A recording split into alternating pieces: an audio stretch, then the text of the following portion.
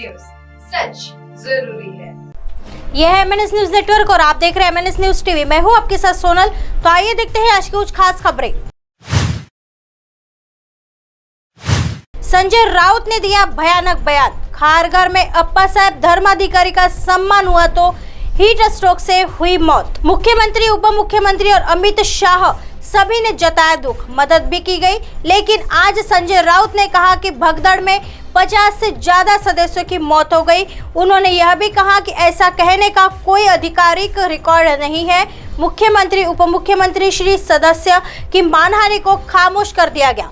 हमने सीमा के खिलाफ मुख्यमंत्री के बारे में बात करने की शिकायत दर्ज कराई है। हालांकि लोकतंत्र में अधिकार मौजूद होते हैं, क्रोध या आक्रोश पैदा करने के लिए टिप्पणी करना उचित नहीं है। हमने लिखित बयान दिया है। भरत गोगावले, किरण पावस्कर के हस्ताक्षर है। लोग अभियोजक की राय जानने के बाद मुकदमा दर्ज किया जाएगा। उनके खिलाफ समाज में गुस्सा पैदा करने की कोशिश करने की शिकायत दर्ज की गई थी।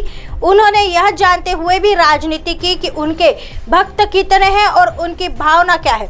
वज्रमुठ जैसे ट्रकों में लदे लोग नहीं थे। वे बैंक तोड़ने के लिए सरकार का नाम लेते हैं।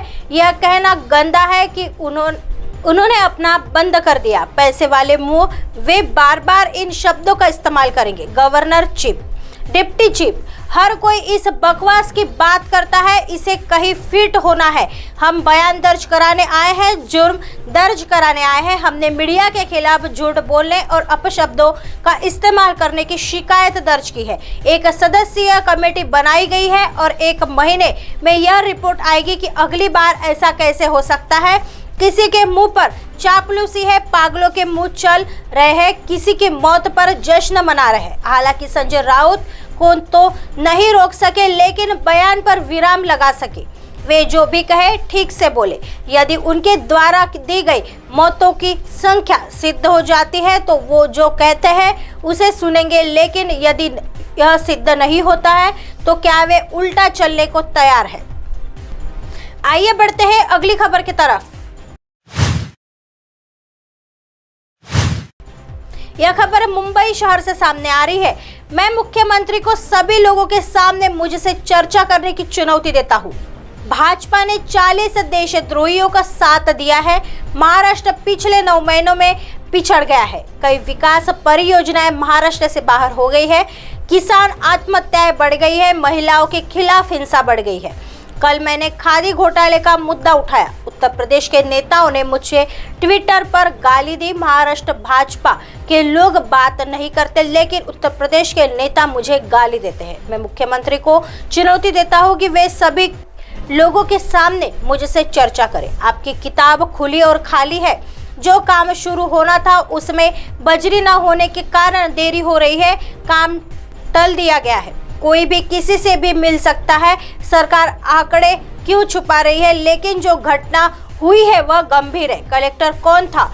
इसे बचाने के लिए आंकड़े छिपाए जा रहे हैं। वहां पानी था राजनीतिक नेताओं के लिए जो ठेकेदार थे। क्या कलेक्टर और ठेकेदार को बचाने की कोशिश हो रही है? यह कड़वाहट कहां से शुरू हुई? जो हमारे साथ नहीं हुआ और उद्धव ठाकरे बीजेपी के साथ होगा। देवेंद्र फडणवीस के प्रति हमारे मन में कोई कड़वाहट नहीं है, लेकिन 40 को छोड़ने वाले जिस तरह का व्यवहार कर रहे हैं वह सही नहीं है। आइए बढ़ते हैं अगली खबर की तरफ। यह खबर जलगांव से सामने आ रही है। चोपड़ा कृषि उपज मंडी समिति की 18 सीटों के लिए 72 प्रत्याशी मैदान में 201 प्रत्याशियों ने नाम वापस लिया। चोपड़ा कृषि उपज मंडी समिति के चुनाव कार्यक्रम की घोषणा के बाद प्रत्याशी नामांकन पत्र दाखिल करने के लिए उमड़ पड़े। इस चुनाव में 289 नामांकन पत्र दाखिल किए गए। जांच के बाद 273 नामांकन पत्र शेष रह गए। चूंकि आज उम्मीदवारों के आवेदन वापस लेने की अंतिम तिथि है, इसलिए सभी राजनीतिक दल पिछले कुछ दिनों से पैनल के लिए उम्मीदवारों का साक्षात्कार कर रहे हैं और किसके साथ गठबंधन करना है यह तय कर रहे हैं। आज दिन भर पार्टी नेताओं के घरों पर बैठकों का दौरा जारी है। नामांकन पत्र वापस ले लिए, जबकि 18 सीटों के लिए अब 72 प्रत्याशी मैदान में है। इस कृषि उपज मंडी समिति के 4 विधानसभा क्षेत्रों में 72 प्रत्याशी मैदान में है। चुनाव प्रक्रिया 28 अप्रैल को पूरी होगी और मतगणना 29 अप्रैल को होगी, चुनाव निर्णय अधिकारी SF गायकवाड़ ने कहा है। अब आप हमारे चैनल को आपके मोबाइल पर भी देख सकते हैं। मोबाइल ऐप पर देखने के लिए प्ले स्टोर से MNS news TV apps download करें। इंस्टा, ट्विटर, हाईकुक, फेसबुक और कई सोशल मीडिया के प्लेटफॉर्म पर हमारा चैनल उपलब्ध है। आप इसे यूट्यूब पर भी देख सकते हैं। आप हमारे चैनल को लाइव भी देख सकते हैं www.mnsnewstv.com पर। फिलहाल वक्त हो चला है दर्शकों ब्रेक का। ब्रेक से लौटने के बाद देखिएगा देश और दुनिया की तमाम खबरें। बने रहिए MNS न्यूज पर। नमस्कार।